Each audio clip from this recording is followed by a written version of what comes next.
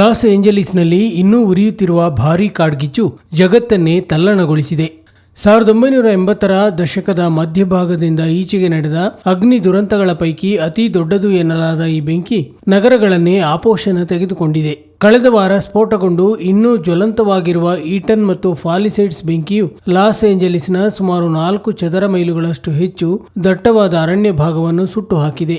40,000 ಎಕರೆ ಪ್ರದೇಶ ಭಸ್ಮವಾಗಿದೆ. ಅರಣ್ಯ ಪ್ರದೇಶ ನಗರಗಳಾಗಿ ಹರಡಿಕೊಳ್ಳುತ್ತಿರುವುದು, ಜಾಗತಿಕ ತಾಪಮಾನ ಇತ್ಯಾದಿ ಕಾರಣಗಳಿಂದ ಬೆಂಕಿಯ ತಾಪ ಹೆಚ್ಚುತ್ತಿದೆ. ಇದರಿಂದ ಬರ ಸೇರಿದಂತೆ ಹವಾಮಾನ ಏರಿಳಿತಕ್ಕೂ ಕಾರಣವಾಗಲಿದೆ ಎಂದು ತಜ್ಞರು ಹೇಳುತ್ತಾರೆ.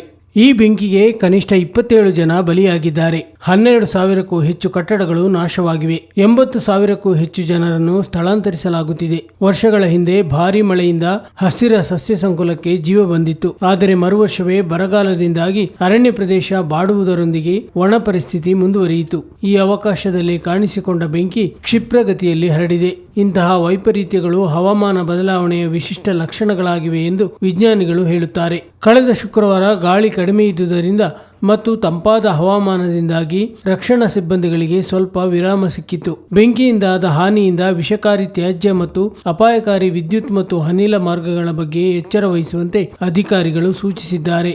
ಜಗತ್ತಿನ ವಿನಾಶಕ್ಕೆ 2025 ನಾಂದಿ ಹಾಡಲಿದೆ ಮತ್ತು ಈ ವರ್ಷ ಬೆಂಕಿ, ಜಲಪ್ರಳಯ ಹಾಗೂ ಯುದ್ಧೋನ್ಮಾದದಿಂದ ಭಾರಿ ವಿಪತ್ತು ಎದುರಾಗಲಿದೆ ಎಂದು ಜಗತ್ತಿನ ಪ್ರತಿಷ್ಠಿತ ಭವಿಷ್ಯಕಾರರು ಸಂದೇಶ ನೀಡಿದ್ದರು. ಕ್ಯಾಲಿಫೋರ್ನಿಯಾ ಬೆಂಕಿ ಈ ಭವಿಷ್ಯವಾಣಿಗೆ ನಾಂದಿ ಹಾಡುತ್ತಿದೆಯೇ ಎಂಬುದು ಜನರ ಮುಂದಿರುವ ಪ್ರಶ್ನೆ.